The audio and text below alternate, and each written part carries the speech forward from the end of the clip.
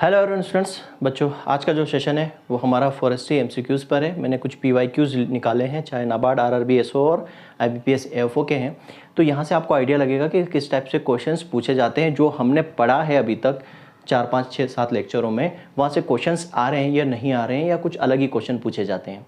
तो वो सारा आज हम डिस्कस करेंगे। 10-12 क्वेश्चन मैं लेके आया हूँ, प्लस कुछ वन लाइनर है जो हमने नहीं पढ़ा, उसके मैं वन लाइनर लेके आऊँ ताकि वो भी आपकी सारी चीज़ें कवर हो जाए। ठीक है, कोशिश यही रहती है मेरी कि सब कुछ कवर करवाया जाए, कुछ भी ना छोड़ा जाए। तो जो छूटा है ना बच्चा, वो आपको ऑब्जेक्टिव्स में मिल जाएगा, प्लस वन लाइनर में मिल जाएगा, ताकि आपका ओवरऑल प्रैक्टिस हो जाए। ठीक है, और भी कुछ रहे तो आप कमेंट्स में बता सकते हो कि सर ये चीज़ रह गई है, ये चीज़ नहीं हुई है, तो वो भी करवाई जाएगी। ऐसी कोई भी चीज़ नहीं छोड़ी जाएगी जो आपके लिए इंपॉर्टेंट है और हमने नहीं करवाई हो। आप भी अपनी तरफ से बता सकते हो। अगर आपने पहला अटेम्प्ट दिया, दूसरा अटेम्प्ट दिया, आपको पता है क्या चीज़ आती है, क्या चीज़ नहीं आती है।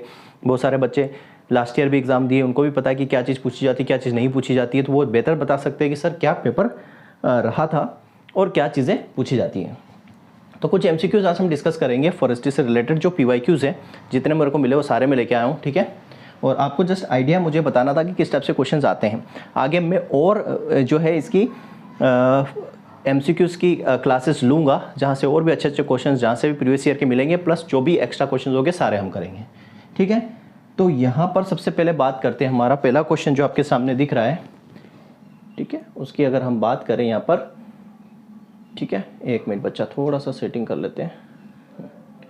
आपको क्वेश्चंस प्रॉपर विजिबल है या नहीं? ठीक है, अब क्वेश्चन आपको प्रॉपर विजिबल है। तो यहाँ पे आपको दिख रहा होगा, विच of the following stem of forest is manage. देखो चीज़ें क्या है, थोड़ी सी समझना। यहाँ पर क्या क्या चीज़ें बोली गई है। क्वेश्चंस को देखो, एग्जाम में क्या होता है, क्वेश्चंस को अच्छे से पढ़ना होता है। ठीक है, विच of the following system of forest, यहाँ बोला गया कि फॉरेस्ट का कौन सा ऐसा सिस्टम है जिसके अंदर हम प्रोडक्शन ऑफ वुड, मतलब लकड़ी के उत्पादन, रेयरिंग ऑफ एनिमल को पालना इन एग्रो फॉरेस्ट्री। तो जो हमारी एग्रो फॉरेस्ट्री है, निम्नलिखित में से वनों की किस प्रणाली का प्रबंधन लकड़ी के उत्पादन और कृषि वानिकी में जानवरों के पालन पोषण के लिए किया जाता है। इनमें से कौन सा ऐसा सिस्टम है जिसके अंदर हम लकड़ी के उत्पादन के साथ साथ पशुपालन भी करते हैं, वो कौन सा सिस्टम है एग्रो फॉरेस्ट्री का। तो यहाँ पर देखो पहला सिस्टम आपको दिख रहा है। देखो ये बोलूँ ना कि जो एग्रो फॉरेस्ट्री सिस्टम है, जो एग्रो फॉरेस्ट्री सिस्टम हमने पढ़े हैं, ये मोस्ट आईएमपी है। मोस्ट आईएमपी है, सारे के सारे डायरेक्ट क्वेश्चन, ये इजी क्वेश्चन बोल सकते हैं और डायरेक्ट क्वेश्चन बोल सकते हैं, और सभी सिस्टम से क्वेश्चंस पूछा हुआ है। सारे के सारे सिस्टम किसी ना किसी एग्जाम में पूछे हुए हैं। ये नाबार्ड 2021 में पूछा हुआ क्वेश्चन है। ठीक है, तो कोई ना कोई सिस्टम किसी ना किसी एग्जाम में पूछा हुआ है, इसलिए इंपॉर्टेंट हो जाता है। तो पहला ऑप्शन आप देख रहे हो, एग्री सिल्वी सिस्टम। अब हमने सारी चीजें पढ़ी। एग्री का मतलब यहाँ पे आपकी आ जाएगी क्या, क्रॉप। सिल्वी का मतलब आ जाएगा आपका ट्री, या ट्री के यहाँ पर क्या दिया क्वेश्चन में, वुड दिया है। तो ट्री लकड़ी कहाँ से मिलेगी, हमें पेड़ से मिलेगी। तो यहाँ पर क्या है, ट्री और क्या है, क्रॉप है। तो इसको हमने एग्री सिल्वर सिस्टम बोला। लेकिन यहाँ पर क्या पूछा है, यहाँ पर पूछा है वुड, मतलब लकड़ी के साथ साथ एनिमल। तो पहला ऑप्शन तो है नहीं। तो पहले ऑप्शन में क्या हो गया, क्रॉप के साथ ट्री हो गई। दूसरा ऑप्शन आप देखोगे एग्री, मतलब यहाँ पे हो गई आपकी क्रॉप्स, प्लस यहाँ पे आपकी हॉर्टी क्रॉप्स हो गई, है ना, हॉर्टी क्रॉप्स या ऑर्नामेंटल प्लांट्स ये हो गया, प्लस यहाँ पे सिवली मतलब हो जाएगा ट्री। तो सेकेंड ऑप्शन में भी नहीं है। सेकेंड ऑप्शन में आपको ट्री तो मिल रहा है ना, ट्री तो मिल रहा है, मतलब वुड तो लकड़ी तो मिल रही है, लेकिन एनिमल वाली कोई बात नहीं हुई। तो सेकेंड ऑप्शन में एग्री हॉर्टी सिल्वीकल्चर सिस्टम, मतलब क्रॉप भी कर सकते हो या हॉर्टिकल्चर क्रॉप भी ले सकते हो, और आप फॉरेस्ट भी कर सकते हो, ट्री भी कर सकते हो। थर्ड ऑप्शन में जाओगे, सिल्वी मतलब तो यहाँ हो गया आपका ट्री, है ना, जहाँ से आपको क्या मिलेगी, वुड, लकड़ी मिलेगी, प्लस पाश्चर मतलब आपका क्या हो जाएगा, एनिमल, या हम इसको ग्रासेस भी लिखते हैं। पाश्चर मतलब चारागाह हो सकता है, यहाँ पर हम एनिमल रेयरिंग करते हैं। तो ये वाला ऑप्शन इसके अकॉर्डिंग फिट बैठ रहा क्वेश्चन के अकॉर्डिंग। वुड मतलब कहाँ मिलेगा, ट्री से, है ना, सिल्वी मतलब हो गया फॉरेस्ट डेवलपमेंट, ट्री का, और रेयरिंग ऑफ एनिमल मतलब कहाँ से आ जाएगा, पाश्चर से। तो ये ऑप्शन आपका करेक्ट है, सी वाला। ठीक है, सी वाला ऑप्शन क्वेश्चन के अकॉर्डिंग करेक्ट है। नेक्स्ट ऑप्शन देखो, डी वाला क्या है, सिल्वी मतलब तो हो गया यहाँ पर ट्री, प्लस इक्वा मतलब यहाँ पर क्या हो गया, फिश प्रोडक्शन। ठीक है, मछली पालन या फिश प्रोडक्शन आप बोल सकते हो। ठीक है, सारे सिस्टम अच्छे से पढ़ना है, क्योंकि किसी ना किसी एग्जाम में एक ना एक सिस्टम पूछा हुआ है। ये नाबार्ड 2021 का क्वेश्चन है पूछा हुआ। ठीक है, ये सारे मेमोरी बेस्ड होते हैं, किसी को एग्जैक्ट पेपर तो मिलता नहीं है। जो बच्चे बताते हैं वैसी में ऑप्शंस मेरे अकॉर्डिंग है। यहाँ पर जो एक ऑप्शन सही था वो है सिल्वी पाश्चर सिस्टम। ठीक है, चलिए नेक्स्ट क्वेश्चन की बात करें। In agroforestry the negative type of interaction between tree and crop, मतलब जो क्रॉप है, हमारी फसल है, और जो पेड़ है ना, ट्री है, इनके बीच में अगर नेगेटिव टाइप का इंटरेक्शन है, नकारात्मक अगर इंटरेक्शन है, तो उसको हम क्या कहेंगे? समझो इसको मतलब क्या है। जैसे मान लो ये हमारा हो गया ट्री, ठीक है, ये हमने पेड़ लगाए, प्लस यहाँ पर पास में क्या लगा दी? क्रॉप। इसके पास में क्या है? यहाँ पर ये क्रॉप है, ठीक है, ये क्रॉप है, ठीक, ये ट्री है और प्लस क्रॉप है। तो नेगेटिव टाइप का इंटरेक्शन का मतलब क्या है? नेगेटिव टाइप का इंटरेक्शन मतलब ये है कि यहाँ पर एलिलोपैथिक इफेक्ट होगा। क्या होगा? क्या होगा? एलिलोपैथिक इफेक्ट्स यहाँ होगा। एलिलोपैथिक इफेक्ट्स का क्या मतलब है बच्चा? एलिलोपैथिक इफेक्ट्स का मतलब है कि ये पेड़ है, ये कोई ना कोई क्या करेगा? टॉक्सिक कंटेंट यहाँ पर रिलीज करेगा। क्या करेगा? टॉक्सिक ये कंटेंट क्या करेगा? रिलीज करेगा। और ये टॉक्सिक कंटेंट क्या करेगा? इस क्रॉप को क्या करेगा? हार्म करेगा। हार्म करेगा का मतलब क्या है? हार्म करेगा मतलब क्या करेगा? ये नेगेटिव इफेक्ट डालेगा। क्या डालेगा? नेगेटिव इफेक्ट इस पर डालेगा। मतलब इसकी ग्रोथ होगी तो कहीं ना कहीं ये क्या होगा? इसका प्रोडक्शन हमें नहीं मिलेगा। ठीक है, चीज़ें समझ में आ रही है? एक का फायदा दूसरे का नुकसान, ये वाली बात ही हो रही है। नेगेटिव इंटरेक्शन का मतलब यही है कि अगर ये पेड़ जो है, इससे कोई केमिकल या कोई भी जो है कंटेंट रिलीज हो रहा है, तो वो हमारी क्रॉप को क्या कर रहा है? हार्म कर रहा है, अफेक्ट कर रहा है, उस पर नेगेटिव इफेक्ट डाल रहा है, जिसकी वजह से प्रोडक्शन कम हो रहा है। तो ये इंक्रीज होगा तो दूसरी क्रॉप जो है डिक्रीज होगी। अगर मान लो क्रॉप इंक्रीज हो रही है तो ट्री जो है वो डिक्रीज होगा, उसका प्रोडक्शन डिक्रीज होगा। ठीक है, मतलब कि अगर मान लो एक एक्स है और वाई है, अगर इसका प्रोडक्शन इंक्रीज हो रहा है तो इसका प्रोडक्शन डिक्रीज हो रहा है। ठीक है, इसका इंक्रीज हो रहा था, इसका डिक्रीज हो रहा है। मान लो इसका क्या हो रहा है? इंक्रीज हो रहा है, तो इसका क्या होगा? डिक्रीज होगा। ये नेगेटिव इंटरेक्शन होता है, अपोजिट डायरेक्शन में चलता है। और ऐसा जो इफेक्ट होता है इसको क्या बोलते हैं? इसको हम क्या बोलते हैं? जैसे कि यहाँ पर क्या हो रहा है? ये पेड़ भी बढ़ने की कोशिश कर रहा है, क्रॉप भी बढ़ने की कोशिश कर रही है, तो दोनों के बीच में क्या हो रहा है? यहाँ पर कॉम्पिटिशन हो रहा है। कॉम्पिटिशन हो रहा है तो जो बढ़ेगा वो दूसरे को क्या करेगा? दबा देगा, है ना? सीधी सी बात है। आप भी क्या करो? कंपटीशन की तैयारी कर रहे हो, तो आप जितनी मेहनत करोगे उतने आगे बच्चों से आगे निकलोगे, मतलब कंपटीशन होगा। तो यहाँ पर ये कौन सा ऑप्शन आपको दिख रहा है? ये है कंपटीशन, प्रतिस्पर्धा यहाँ पर हो रही है अगर नेगेटिव इंटरेक्शन है ट्री और क्रॉप के बीच में। अगर पॉजिटिव इंटरेक्शन हो तो कंप्लीमेंट्री हो जाएगा। अगर पॉजिटिव इंटरेक्शन है तो क्या हो जाएगा? कंप्लीमेंट्री हो जाएगा। क्यों? क्योंकि मान लो एक्स है, ये बढ़ेगा तो वाई भी बढ़ेगा। मान लो टी का प्रोडक्शन बढ़ रहा है तो क्रॉप का प्रोडक्शन भी बढ़ेगा। कुछ बेनिफिशियल जो है कंटेंट रिलीज करते हैं, कुछ माइक्रो ऑर्गेनिज्म होते हैं जो क्या करते हैं? पॉजिटिव इफेक्ट डालते हैं। तो कंप्लीमेंट्री का क्या होगा? एक बढ़ेगा तो दूसरा भी बढ़ेगा, ये हो जाएगा यहाँ पर पॉजिटिव इंटरेक्शन। ठीक है, सप्लीमेंट्री का मतलब होता है कि एक के बढ़ने से दूसरा पर कोई इफेक्ट नहीं पड़ रहा। मान लो एक यहाँ पर एक इंक्रीज हो रहा प्रोडक्शन, तो वाई पर कोई इफेक्ट नहीं पड़ेगा, कोई इफेक्ट नहीं पड़ेगा इस पर। ठीक है, इसको हम बोल सकते हैं ये। तो इसका आंसर क्या हो जाएगा? कंपटीशन। ये भी नाबार्ड 2021 का पूछा हुआ क्वेश्चन है। फिर बात करते हैं थर्ड क्वेश्चन है system in which agriculture crop tree and fruit tree. देखो ये भी बोला ना मैंने, सिस्टम से कई सारे क्वेश्चन पूछे हुए हैं। यहाँ पर क्या बोल दिया? क्रॉप बोल दिया, जिसको हम क्या बोलेंगे? एग्रीकल्चर। ट्री बोल दिया, मतलब इसको हम क्या बोलेंगे? सिल्वीकल्चर। प्लस फ्रूट बोल दिया, मतलब इसको हम क्या बोलेंगे? हॉर्टिकल्चर। अब देखो ये सिस्टम का, इसको ऐसे हम लिख सकते हैं, ऐसा सिस्टम जिसमें क्रॉप, ट्री और फ्रूट, ऑर्नामेंटल ट्री भी बोलेंगे तो ये भी हॉर्टी के अंदर आता है। तो ये कौन सा सिस्टम कहलाता है? ठीक है, तो यहाँ पर हमने लिख ही दिया ऊपर, देखो सिस्टम से मना रहा है एग्रीकल्चर। तो यहाँ पर देख सकते हो आप, एग्री कहाँ मिलेगा आपको? ये एग्री, प्लस सिल्वी लिखा हमने ट्री को तो ये Silvi, plus fruit crop horticulture लिखा तो ये लिखा हॉर्टिकल्चर। तो इसका करेक्ट आंसर क्या हो जाएगा बच्चा? इसका करेक्ट आंसर हो जाएगा बी वाला। बी वाला क्या है? करेक्ट आंसर है। ठीक, पहला हमने पढ़ लिया एग्री और सिल्वी, मतलब पहला क्या है यहाँ पर? ये हो जाएगा क्रॉप प्लस ट्री। ठीक है, थर्ड आ जाएगा आपका क्या? ट्री प्लस एनिमल, पास्चर या ग्रासेस, और लास्ट वाला क्या हो जाएगा? सिल्वी एक्वाकल्चर। ये सिस्टम हमने पढ़ लिया है। तो इसका आंसर क्या हो गया? क्वेश्चन से हमने समझ लिया, क्रॉप मतलब एग्रीकल्चर की बात हो रही, ट्री मतलब सिल्वीकल्चर की बात हो रही, फ्रूट ऑर्नामेंटल मतलब हॉर्टिकल्चर की बात हो रही। तो एग्री सिल्वी हॉर्टिकल्चर सिस्टम जो है इसके अंदर आता है। तो मैंने पहले ही बोला ये मोस्ट इंपॉर्टेंट चीज़ें हैं एग्रो फॉरेस्ट्री सिस्टम जो हमने पढ़ी है। मैंने अलग से भी लिखवाए हैं कंपोनेंट सारा, और डिटेल जब करवाई थी तब भी लिखवाया है। ठीक है, तो ये मोस्ट इंपॉर्टेंट है, ये RRB SO 2020 में पूछा हुआ क्वेश्चन है।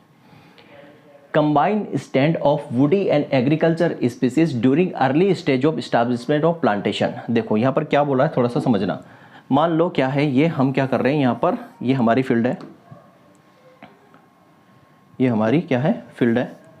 इस फील्ड पर हम क्या करना चाह रहे हैं? प्लांटेशन करना चाह रहे हैं। ठीक है, मान लो ये हमने यहाँ लगा दिए प्लांट्स, ये प्लांट्स लगा दिए।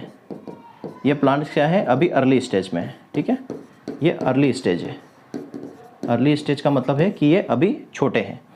तो अब ये छोटे हैं तो हम क्या कर सकते हैं, इनके बीच में ले सकते हैं क्रॉप। इनके बीच में क्या ले सकते हैं, क्रॉप ले सकते हैं। ये क्या किया हमने, ट्री प्लांटेशन किया, ट्री प्लांटेशन किया। अब इनके बीच में हम क्या ले सकते हैं, क्रॉप ले सकते हैं। तो यहाँ पर हम बीच की बात नहीं हो रही, जब ये अर्ली स्टेज है और इनके साइड बाय साइड हम क्या ले रहे हैं, अगर क्रॉप ले रहे हैं तो इस सिस्टम को क्या बोलेंगे, इस सिस्टम को क्या बोलेंगे, तो इस सिस्टम को बोलेंगे बच्चा टोंगिया सिस्टम।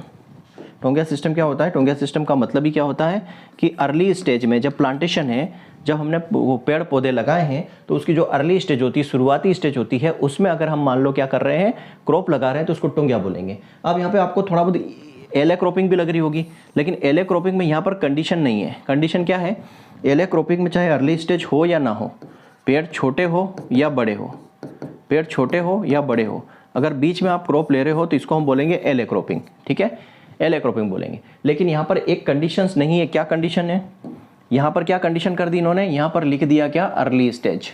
मतलब जब शुरुआती दौर हो प्लांटेशन क्रॉप का, तब आप क्रॉप लोगे तो उसको हम टोंगिया बोलेंगे। लेकिन एले कब बोलेंगे, चाहे पेड़ कितने भी बड़े हो। यहाँ पर यह कंडीशन नहीं रहेगी। रो के बीच में है ना, दो रो है, मान लो पेड़ की दो रो है, ये ना, ये रो है, एक रो है, ये एक रो है, इसके बीच में क्रॉप लगाना, ये एले क्रॉपिंग है, सीधी सी बात है। यहाँ पर भी क्या बोल दिया कि यहाँ एस्टैब्लिशमेंट ऑफ प्लांटेशन, जब हम प्लांटेशन कर रहे हैं उसकी शुरुआती दौर में अगर हम क्रॉप ले रहे हैं तो उसको हम क्या बोलेंगे, टोंगिया बोलेंगे। ठीक है, और एले क्रो ही हेजरो सिस्टम बोलते हैं। और ये टोंगिया जो है मॉडिफाइड सिस्टम होता है किसका, शिफ्टिंग कल्टीवेशन का। शिफ्टिंग कल्टीवेशन क्या होता है, एक ही क्रॉप को साल दर साल लगाना, एक ही क्रॉप को साल दर साल लगाना, जिससे वहाँ की जो भूमि है वो बंजर हो जाती है, वहाँ की फर्टिलिटी खत्म हो जाती है। तो फिर जो लोग हैं या जो फार्मर है, जो ट्राइब्स है, वो दूसरी जगह जंगलों को काट कर खेती करना शुरू कर देते हैं। मतलब जंगलों को काट कर एक ही फसल को साल दर साल लगाना क्या कहलाता है, शिफ्टिंग कल्टीवेशन। यहाँ पर लैंड रोटेशन होता है, मतलब हम फसल को नहीं बदलते हैं, यहाँ पर हम भूमि को बार बार बदलते हैं। फसल हमारी वही रहती है, भूमि को बदलते हैं, इसको लैंड रोटेशन या शिफ्टिंग कल्टीवेशन बोलते हैं। और क्रॉप रोटेशन क्या होता है, भूमि वही रहती है, हम क्रॉप को बदलते हैं। ठीक है, चीजें समझ में आ रही है। ये अभी आरआरबी एसओ 2019 में पूछा हुआ क्वेश्चन है। In the colour chart of different diameter classes of tree, देखो अलग अलग जो डायमीटर होता है उसमें जो है कलर जो होता है वो अलग अलग आपको दिखाई देता है ट्री का। तो उन्होंने पूछा कि कौन सी ऐसी क्लास है ना, क्लास है डायमीटर की जिसमें कोई कलर नहीं दिखता हो। ठीक है, ठीक है, कोई रंग चार्ट नहीं है उसका, ये पूछा गया है कि कलर चार्ट अगर आप डायमीटर का देखोगे, पेड़ का जो डायमीटर होता है जो ये है ना, उसकी पूरी लंबाई चौड़ाई ऊंचाई जो डायमीटर है, उसमें अगर आप कलर चार्ट को रखोगे तो ऐसा कौन सी क्लास है जिसमें कोई कलर नहीं दिखेगा, चार्ट में कोई कलर नहीं होता है। तो इसको थोड़ा समझिए, ये आपको 2020 में पूछा हुआ क्वेश्चन है और ये हमने मेंशुरेशन के अंदर नहीं पढ़ा है, तो मैं यहाँ पर थोड़ा सा इसको बता देता हूँ। ठीक है, आपको क्लियरली दिख रही होगी चार्ट यहाँ पर। ठीक है, आपको क्लियरली यहाँ पर दिख रहा होगा। तो देखो इसमें क्या दिया हुआ है ये आप समझना है। यहाँ पर क्या मेंशन है, डायमीटर ऑफ गिर्थ। गिर्थ मतलब वही होता है इसकी, है ना, ये जैसे मान लो ये पेड़ है तो ये वाली डायमीटर। ठीक है, ये पूरा। तो अगर मान लो ब्लैंक है, ब्लैंक मतलब नो क्लास बोल सकते हैं ना, नो कलर या जो भी बोल सकते हैं, नो कलर, नो कलर, कोई कलर नहीं। तो कोई कलर नहीं तो उसके लिए डायमीटर क्या होना चाहिए, 0 से 20 सेंटीमीटर।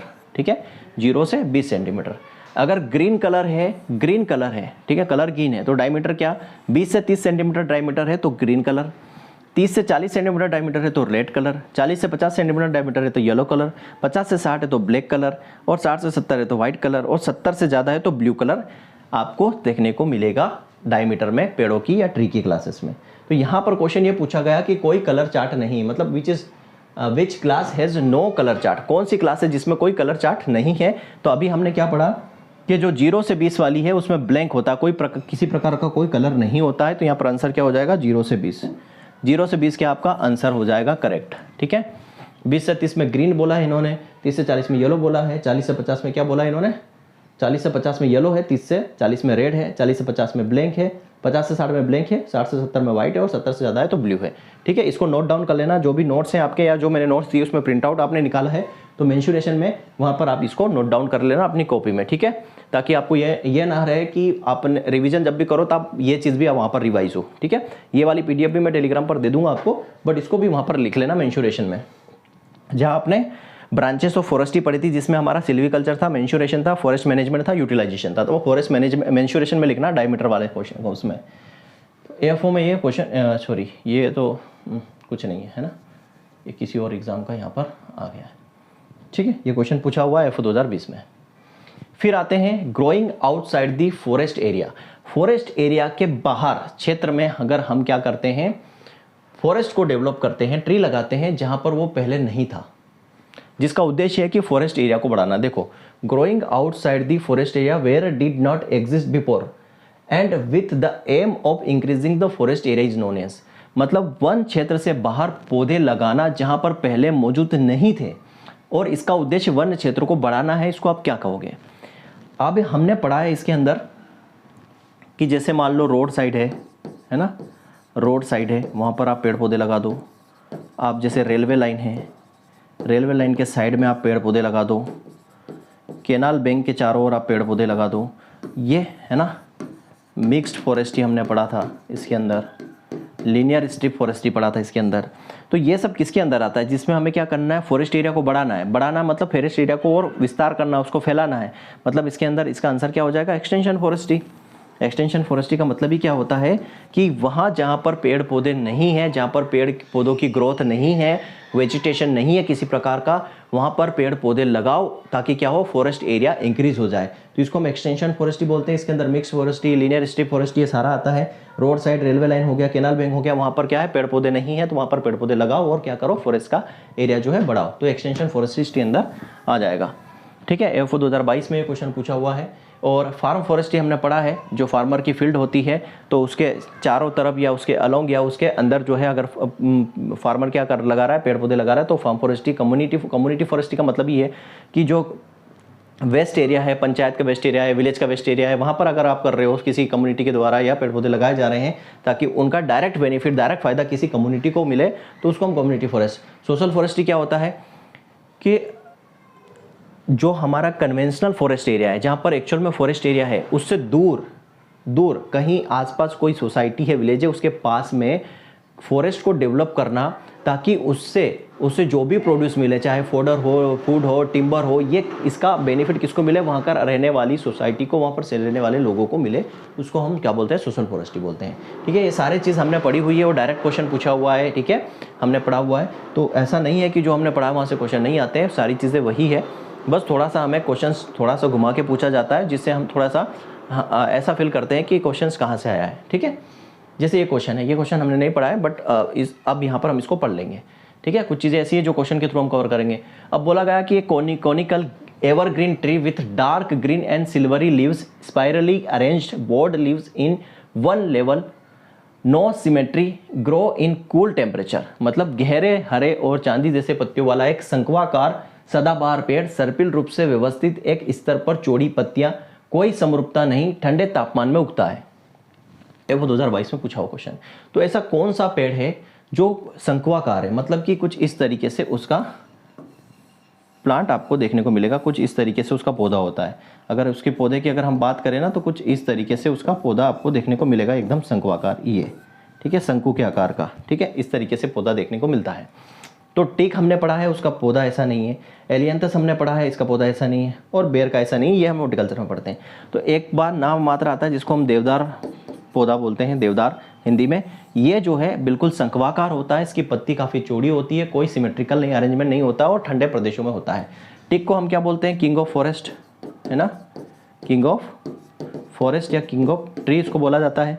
एलियंथस क्या होता है, tree of haven, tree of haven, स्वर्ग का पेड़ इसको बोलते हैं। बेर आप जानते हो, जिजुपस जिजुपियाना, है ना, जिजुपस बोलते हैं इसको, हॉर्टिकल्चर में हम पढ़ते हैं। तो इसको हम क्या बोलते हैं, इसकी जो है किंग ऑफ ट्री या किंग ऑफ फॉरेस्ट क्यों बोलते हैं, क्योंकि इसकी जो वैल्यूज होती है, इसकी जो टिम्बर, इसकी लकड़ी होती है, वो सुपीरियर क्वालिटी की होती है। और ज़्यादातर वुड में, लकड़ी में या प्लाईवुड में इसी का यूज़ करते हैं, ठीक है। टिक का यूज़ किस में करते हैं, प्लाईवुड में मोस्टली, क्योंकि इसकी जो वुड होती है वो सुपीरियर क्वालिटी की होती है। तो इसका आंसर क्या हो जाएगा, जो शंक्वाकार पेड़ है और ठंडे प्रदेशों में होता है वो है देवदार। मैं आपको थोड़ी सी इसकी डिटेलिंग कर देता हूँ ताकि और चीज़ें क्लियर हो जाए।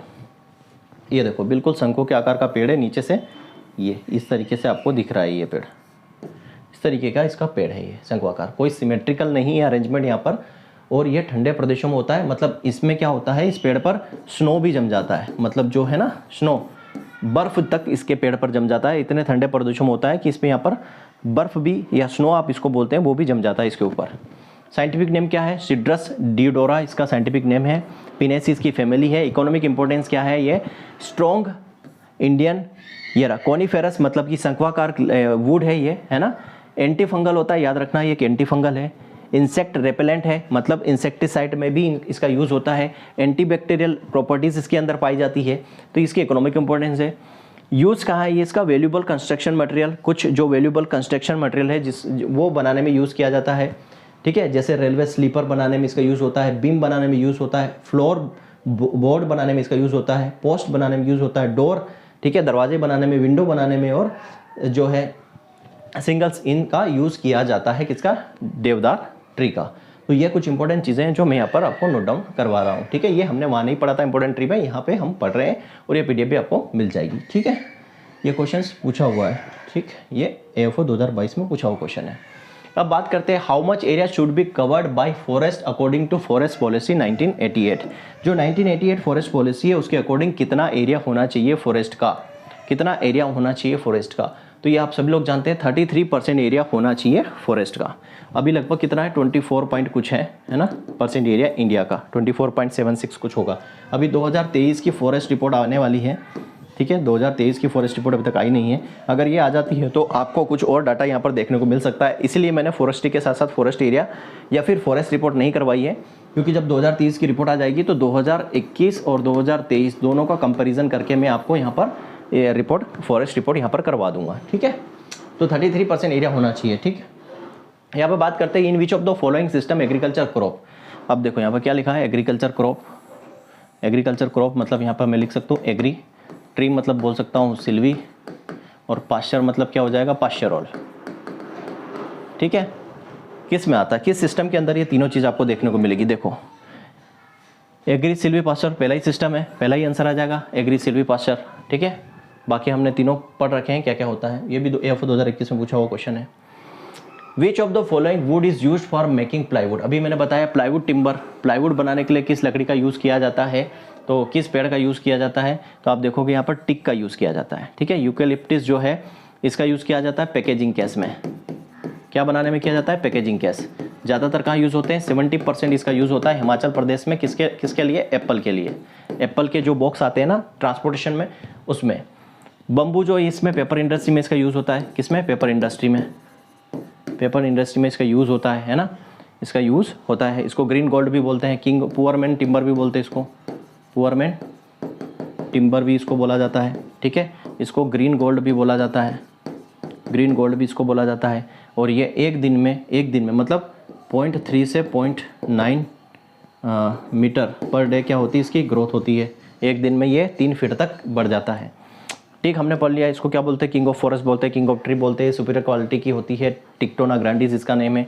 इसको क्या बोलते हैं, ट्री ऑफ हेवन बोलते हैं, ट्री ऑफ हेवन इसको बोला जाता है, स्वर्ग का पेड़ बोला जाता है। इसको किंग ऑफ ट्री बोलते थे, किंग ऑफ ट्री इसको बोला जाता है। ये सारी चीज़ें, और प्लाईवुड बनाने के लिए मोस्टली यूज़ होता है टिक, ठीक है। तो बच्चा ये 10 क्वेश्चन थे, 10 ही क्वेश्चन थे, पर 10 क्वेश्चन में मैंने बहुत सारी चीज़ें आपको करवाई। लगभग 10 से ये हम समझ लो काफ़ी सारी चीज़ें हमने कवर की हैं, है ना, एक के साथ बहुत सारी चीज़ें। तो यहाँ पर ये 10 क्वेश्चंस में लेके आया था, जो ताकि आपको आइडिया लगे कि क्वेश्चन किस तरीके से पूछे जाते हैं।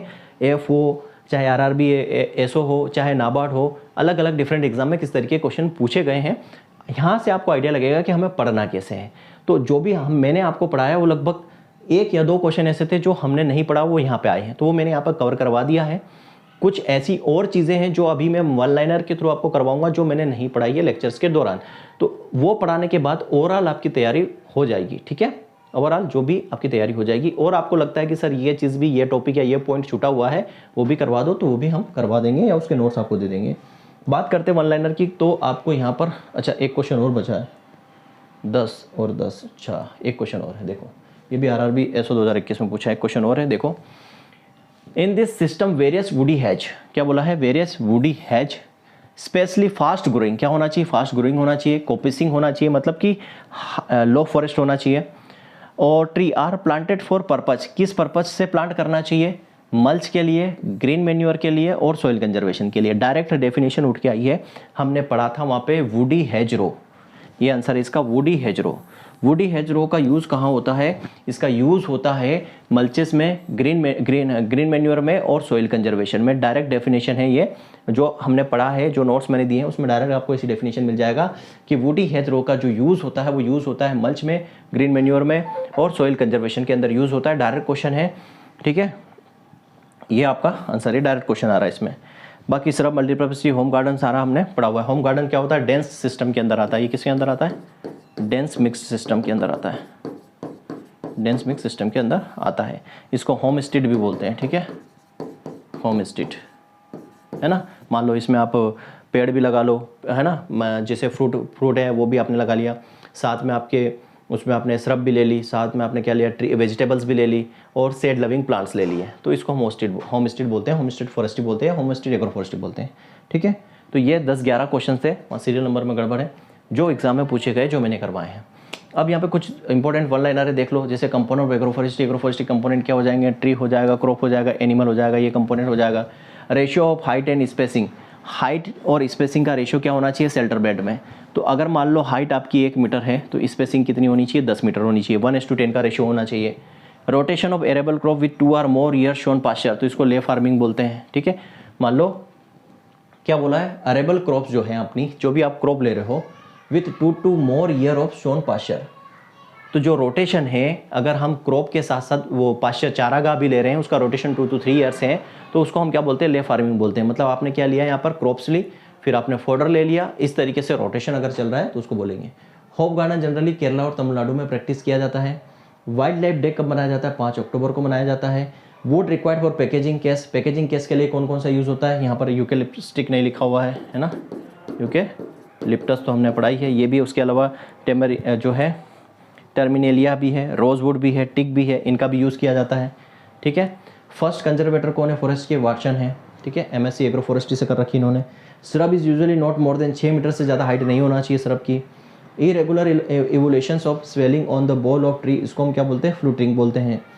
और जो है लिग्नोट्यूबर्स, लिग्नोट्यूबर्स जो है कहाँ किस में पाया जाता है? यूकेलिप्टिक के अंदर पाया जाता है लिग्नोट्यूबर्स। तो ये बच्चा वन लाइनर्स हैं जो आपके एग्जाम के पॉइंट ऑफ व्यू से वो मैंने वन लाइनर लिए हैं जो हमने थ्योरी के अंदर नहीं पढ़े हैं।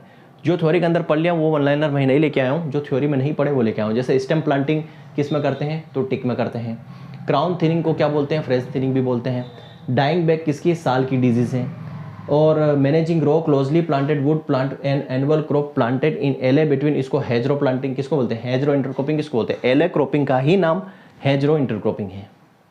Most suitable species reclamation of Sandy soil, Sandy soil के सुधार के लिए कौन सी स्पीसीज यूज होती है? तो आप ये देख सकते हो, कैसेरिनिया इक्विसेटिफोलिया, ठीक है, ये सैंडी सॉइल के सुधार के लिए है। फर्स्ट एग्रो फॉरेस्ट्री पॉलिसी कब जो है इशू की गई थी? 2014 में। एग्रो फॉरेस्ट्री पॉलिसी की बात करो, नेशनल फॉरेस्ट पॉलिसी अलग है। वर्ल्ड वाटर डे 22 मार्च को मनाते हैं। 21 मार्च को क्या है? जो है फॉरेस्ट्री डे है, वाटर डे ये है। और 21 मार्च पे जाओगे आप, 21 मार्च पे तो वर्ल्ड फॉरेस्ट्री डे है, ठीक है।